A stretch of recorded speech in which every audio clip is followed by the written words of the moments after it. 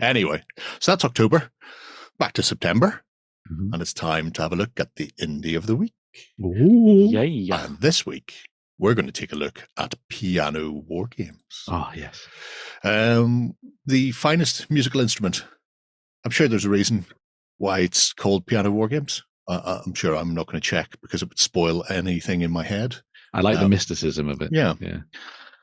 But piano is Napoleonic War based, and specifically 1809.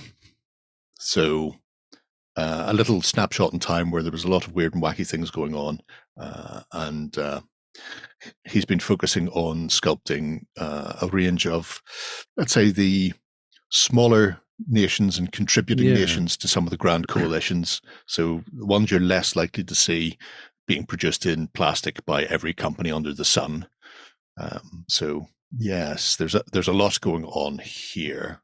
I think we'll start off with some of the miniature ranges, shall we, before we get into any of the more eclectic bits and pieces that he's up to.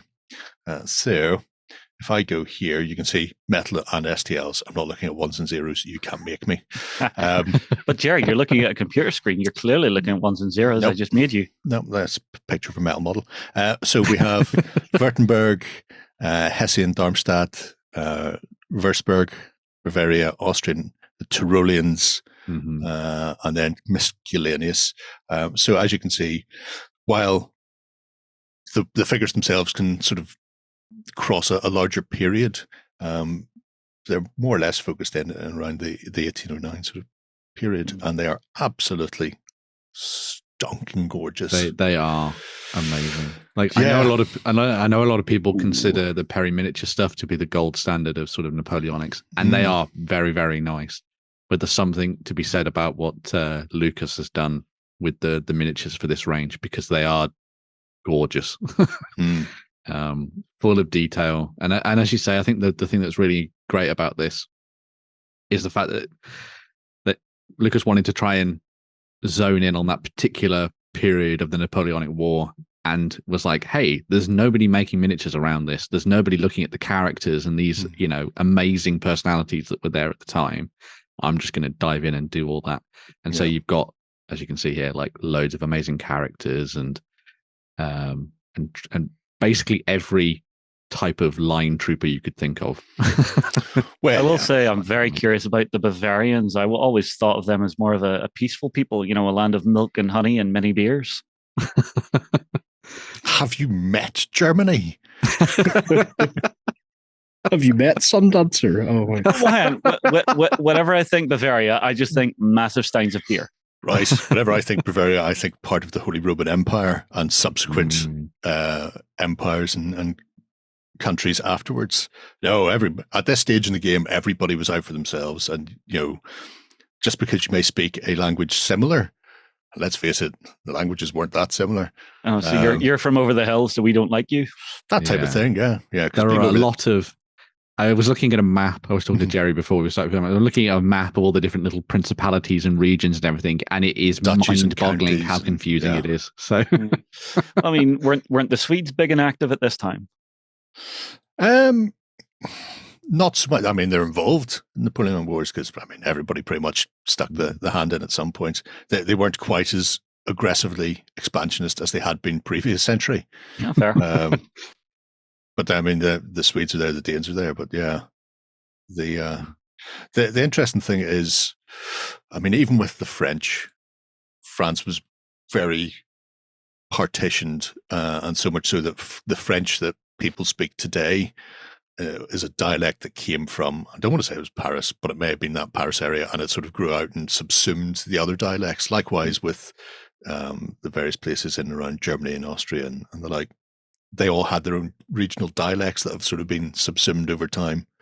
So that they were very much their own little nationlets unto themselves. But the sculpting is absolutely tremendous as well on these.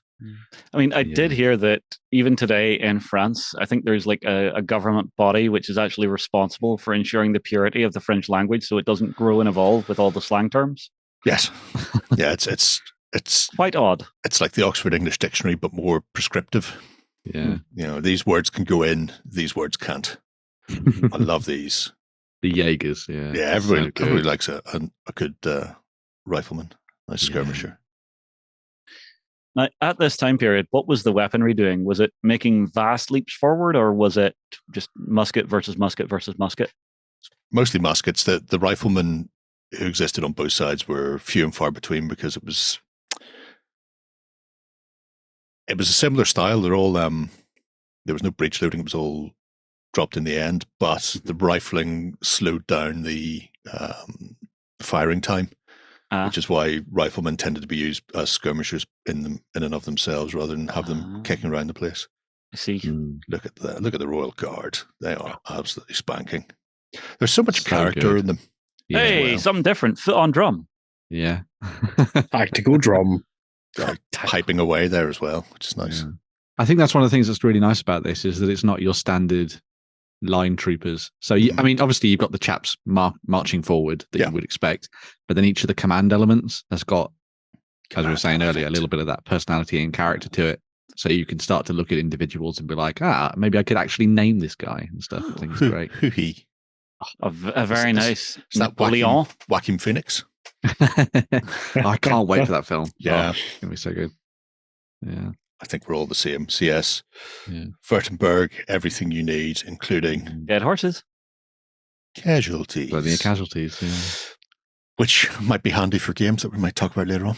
Yeah. Clearly, the guy on the right here, you don't need to paint him with a blood stain. Clearly, he's just had too much to drink. He's an officer who's went out on the town, and it's just like, come along, sir, it's time for bed. But no, I don't want to. One more round. We have a battle tomorrow. Go to bed. He's Mate, you've had enough. You've had enough. He's a shoe-in for a silver bayonet a scenario where he's wandering through the streets with his pal, only to be attacked by a vampire. I don't know, maybe. So. Well, I mean, it's a very valid point for some people out there who are watching this going to go, I don't do historics. However, silver bayonet. Oh, yes. You only need like 8 people. Them. And away you go. Yeah. You know. That would be a nice scenario. You just have, a group of raw French recruits walking through the streets with their rifles, and all of a sudden, werewolf attack. Yep. Could happen. Could happen in Canada, certainly. Just saying.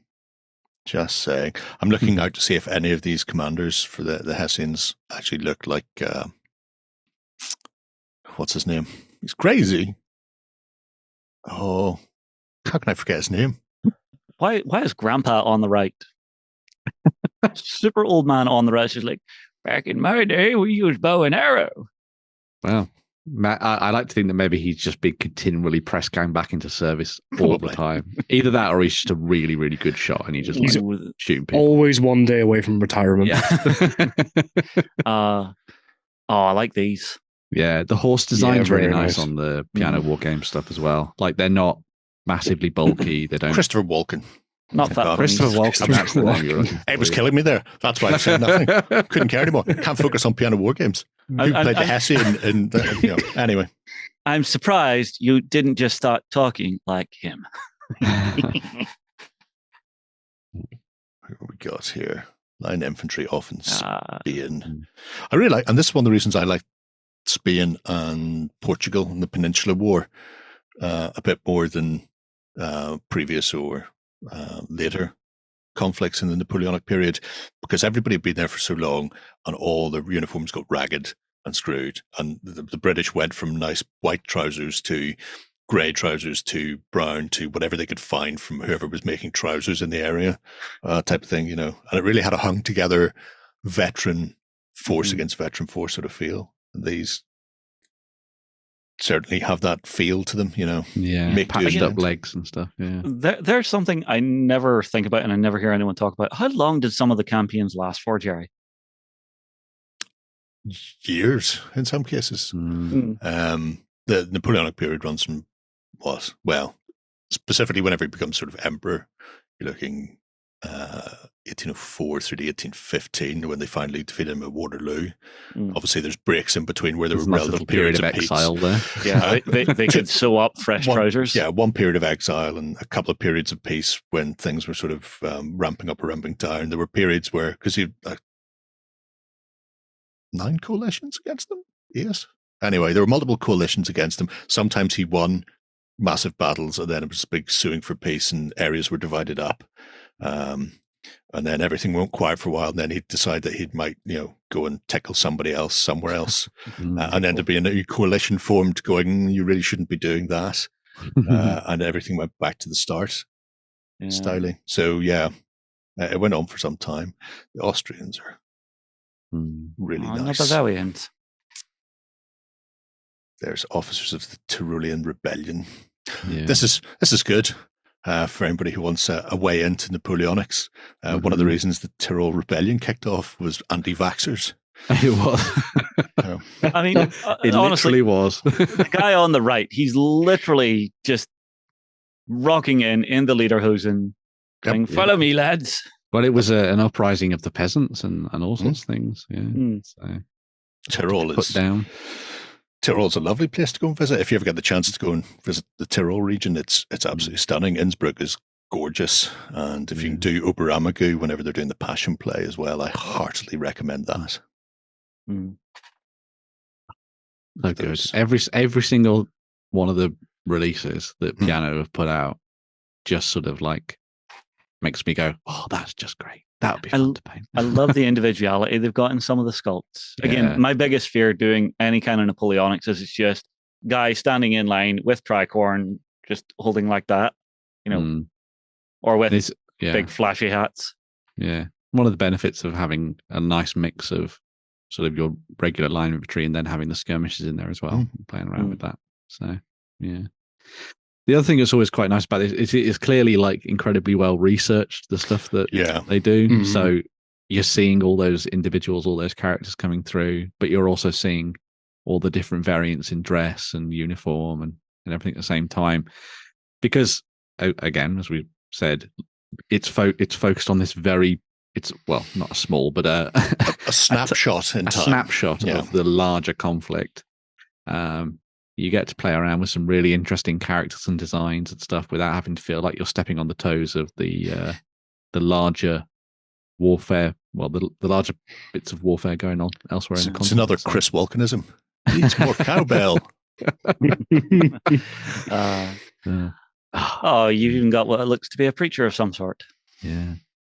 So I think. And one of them's carrying a little baby calf. That's so cute. Yeah. Or is that a puppy? No, I think it's a calf. I think it's a calf or a lamb.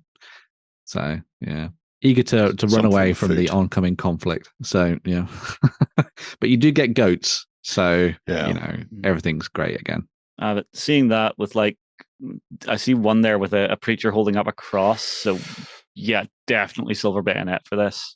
Out with their flails and their scythes. Yeah. Just regular people doing their work up in the mountains. Duty. And then that's what happens to them. Unlucky. Sucks to be them. The old man is just doing the goodbye scene in a movie. Yeah. Tell my wife. Goes to wife later and goes. Here but then again, like, how good is that set? Like, that's a whole bunch of characters you wouldn't necessarily think about. You'd assume that everything would just be the generals that you would have got for the different armies, but I suppose they are. Yeah. But yeah, going in and finding all these sort of the regular folk that started leading different portions of the rebellion and stuff is great. So I mean, and when we talk about like a snapshot in time, the Tyrol Rebellion was months. It ran from like April to November. He said in a high questioning voice. Yeah, I think that's about right. April to November-ish. So it was a very, very small window of time when they got the rights taken away and were press ganged into the army after being told they weren't. And then some cheeky Bavarians were telling them that they have to go and get vaccinated against smallpox. And they didn't want that. They'd much rather die of smallpox instead. Wait, you're going to protect me from smallpox by giving me smallpox? No, they'll protect you from smallpox by giving you cowpox. Uh-huh. Hence vaccination, vaca from the Latin cow. So, I like the fact that you can get the civilian weapon sets. Yeah. That's nice to be able to lay your hands on. Because I would nearly convert some of the soldiers to actually have civilian weapons. Yeah, you could just for a bit of a mix-up. Yeah. I think it's quite a nice thing you could probably do with the 3D printable stuff. Like you could get the weapons as STLs and play around with them a little bit more, slot them into the The and even if you're wanting to do some like upgrades, say you've got some barn houses and stuff, you could actually be running those out and actually putting them in, just as like extra details. Buggers. Love it. Tramps and muckers. There's plenty of them around. Lloyd shot. Yay! Be happy. So yeah, obviously there's a whole kit and caboodle for multiple armies. Yes. In fact, amusingly, I'm going to skip to there, and then we'll come back and have a look at the PDF. And the reason I'm going to skip to here is the reason the Tyrol Rebellion failed in the end was because of this Danube campaign, because the Austrians who were providing support got Rothel stumped, and then they had the new person in charge. I can't remember who he was. He withdrew his support from Tyrol and withdrew the troops, and at that point it all went very badly wrong, because after 3 thumping successes, the Tyrol rebels all of a sudden found themselves with one border uncovered and less troops, and then things went tits up for them. So the Danube campaign here obviously has a ton, and this I think is the biggest Kickstarter that Lucas has done so far. As you can see, look, sappers. So tons and tons of models for the French. Yeah, because until now, the French have sort of hung around a little bit in the background, almost. And now Lucas has gone, right, time to do the French now. I've done everything else. You've got time to do it. It's various factions and nations and duchies and principalities and princeps and seats and powers. Now have an emperor. And I think the idea is that because this is part 1 of 2. Yes. So the first of these Kickstarters is dealing with your kind of core infantry and a few bits of artillery and that kind of thing. But I think the next one's going to look at adding additional bits and pieces in, and cavalry and the like, which will be sometime early next year, I think, is the idea for that. But this will give you the boots on the ground, what you need to see to play out a lot of these various campaigns. Yeah, which is really nice. That is ridiculous. Optional glasses. So again, the sculpting work is fabulous. Yeah, absolutely fantastic. Yeah, so detailed. Then there's the Austrians who lost. You lost, Austrians. You're so bad. The other thing that's worth pointing out as well is that we talked about the fact that the Piano Wargames do STL files. They're designed for 28mm, but the thing that's quite nice about what Lucas has done is that they can scale down very nicely, so you can bring them down to 20 or 15mm depending on what you wanted to do. Yeah, it's an old Bill Murray, and play all sorts of different games if you wanted. So it's quite nice that they have that option in there for people who want to play at slightly small scales potentially. So, yeah. Although, I mean, I'm surprised Jerry isn't just like shriveling up, going, "Why are they on rounds?" Don't mind that they're on rounds, because they're going to plug into square bases. My into regiment trays.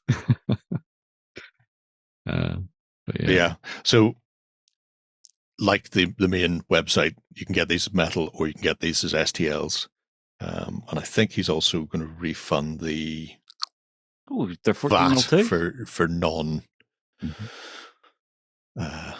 Just like Ben said. Yeah, so you can just scale them down nice and easily. So. He's going to refund the VAT for non-EU countries. So whenever you get hit by VAT on your end, you're not paying it twice, which is good. But the figures themselves are absolutely superb. Flags. Free flags. We like flags. So it's nice to see a few bits and pieces already kicking in there. Yeah. Always annoyed whenever I was a kid that they weren't mounted on giant fire-breathing lizards. Don't know why. Yeah, I had that same thing as well. I used to play Cossacks and, the RTS game. Yes. And you'd play around with the Dragoons. And I was just like, these don't look like dragons. Anyway, whole slew of stuff unlocked already, as you can see. And piles of packs in there. So depending on your bonus Kickstarter. Depending on your poison, you can go either way. We'll pop back to the website before we leave it altogether, and we were talking about the research that he's done, and he has done some outstanding research, and very helpfully he's included that, because one of the hardest parts for Napoleonics for people is who, where, when, and what were they carrying. So being able to come in here and just grab PDFs for, well, Tyrolean rebels, probably not a major issue. They're dressed like civilians mostly, but the Bavarian, Württemberg, Austrian painting guides are great. The flags as well. I think he was saying at one point he got in contact with the modern version of one of the country's sort of armies, like a military museum in X, and was asking them about flags, and it was like, we just don't know. And we don't know. We don't know because they were so successful that their flags don't exist. Whereas they know a lot of other flags because they were constantly, whenever capture the king's colors, for example, then countries would keep them and use them as, like, well, look at the stuff we've got. We've got the, flags off the Spanish Armada and stuff like that. Yeah. So they've been preserved, whereas the actual regimental flags for some nations have just disappeared. So it's like a best guess based on, maybe a scribbled note from somebody about, they marched past with their lovely checkered banner or whatever, and you go, right, well, their banner was checkered, but what does that mean? So there's a lot of sort of minutiae that is still kind of out there, or there's stuff that you can't find, but you really have to dig for it. So for these smaller nations, that's even harder to find, because obviously when people think Napoleonic War, they go France and England. Mm-hmm. And there's a ton of resources that are very easily accessible on the internet if you want to paint Russia, Prussia, Austria, France, England, Spain. They're all out there. But then you go, I'd really like to do who were part of the Third Coalition for 5 months, and you discover nobody knows what they were up to, what they were about, or who they were carrying. So these, I think, are an absolute godsend to go as a nice supplemental with the miniatures themselves. And free. The flags. And free. The freeness is nice. I mean, the low price of absolutely nothing cannot except your internet connection. It cannot be overstated. I will go to the local library, which I imagine is where most people are watching this. The local library, because that is also free. So there you go, folks. Don't you guys have phones? Piano Wargames. Oh, fantastic indie. And if you're into it, a great little Kickstarter that's running for another few weeks. It's 15 days, 16 days. Anyway, well funded. Hope you enjoyed it. We're going to have a look at some news.